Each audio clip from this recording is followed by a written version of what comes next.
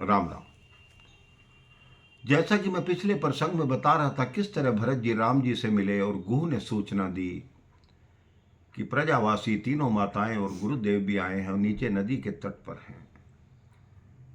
सीता जी के पास शत्रुघ्न को छोड़कर सब माताओं के पास दौड़े। सबसे पहले जाकर प्रभु श्री राम ने मां कैकेयी को प्रणाम किया।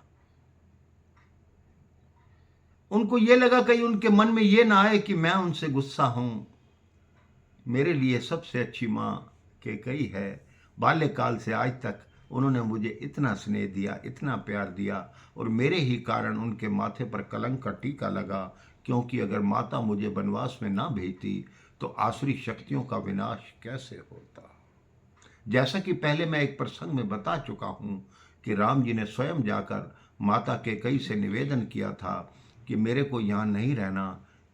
तो माता ने कहा था कहाँ रहना है। उन्होंने कहा आसुरी शक्तियों को मिटाने के लिए मुझे वनवास जाना होगा, तो आप ये कर सकती हैं। माता कैकेयी ने कहा इससे मेरे माथे पर कलंक लग जाएगा, लेकिन तेरे लिए राम मैं अपने पर माथे पर कलंक लगाना भी स्वीकार करती हूँ। उम्र में बड़ा होने से कोई बड़ा नहीं होता, राजमाता माता से बड़ी होती है। क्योंकि भरत जी अयोध्या के राजा है मेरे भाई बहन। तो जो कैकेयी मां है वो राजमाता हो गई। उस नाते भी प्रभु ने कैकेयी मां को सबसे पहले प्रणाम किया। पहले गले लगाया, फिर चरण स्पर्श किए। मां तूने मेरे हृदय की इच्छा पूर्ण कर दी। चरणों में गिरकर समझाया कि सब काल कर्म और विधाता ने किया है। आप अपने मन में ये बात कभी मत लाना कि आपने कुछ भी गलत किया है। सुमित्रा मां को वंदन किया। कौशल्या मां से मिले तो कौशल्या मां रो पड़ी। कहते राम मेरी एक बात सुन ले, हमारी बात तू ना मानता कोई बात नहीं, लेकिन जिन अश्वों ने तुझे वनवास में छोड़ा, जो बाल्यकाल से तुम्हारे साथ रहे, वो अश्व जो श्वेत वर्ण के थे अब वो श्याम वर्ण के हो गए हैं। हमारे को मिलने नहीं आ सकता था, कोई बात नहीं, उन अश्वों से मिलने आ जाता। हम उनको अयोध्या से बाहर ले आते। वो तुम्हारी विरह में बहुत तड़प रहे हैं राम। जानकी जी ने सभी को वंदन किया। सब चित्रकूट पर आ गए। वो माताओं से मिली, सभी एकत्रित हुए। धीरे धीरे गुरु ने मालिक की गति का वर्णन किया। ये तो जगत है, आना जाना तो लगा रहता है, कोई हमेशा नहीं रहता। राम जी को शंका हुई कि वशिष्ठ जी ऐसा क्यों बोल रहे हैं। हाँ रघुवेंद्र, और सब तो ठीक है, पर धीरज रखो। लक्ष्मण जी और सीता जी चौंक पड़े कि गुरुदेव ऐसी असमंजस भरी बातें क्यों कर रहे हैं। राघवेंद्र, विधाता ने एक कार्य बिगाड़ दिया। राम बोले क्या बिगाड़ दिया।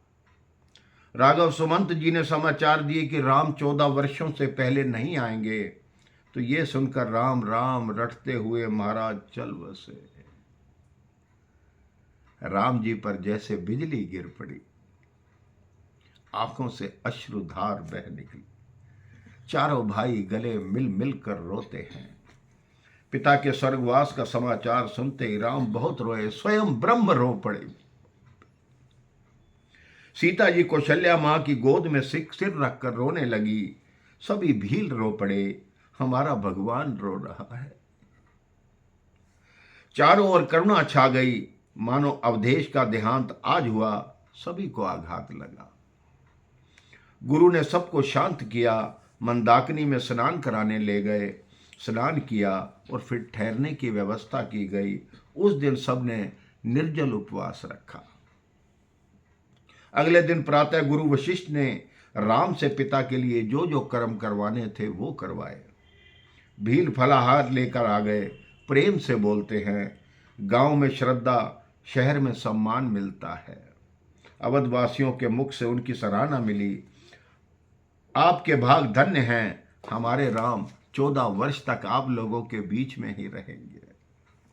चित्रकूट प्रेम का नगर बन गया मेरे भाई बहन। वातावरण राममय हो गया। राम गुरु के पास गए कि हम आपकी सेवा नहीं कर सके, भरत जी चिंता में है कि क्या होगा। गुरु अगर कहें तो राम टाल नहीं सकते। एक बार गुरुदेव बोल दे कि तुम पुत्र राम तुम वापस चलो, लेकिन गुरु जी क्या बोलेंगे। भरत जी के मन में यही शंका बनी रही। इसके पश्चात इस संदर्भ में आगे क्या हुआ मैं आपको अगली कथा में बताऊंगा। राम राम, जय श्री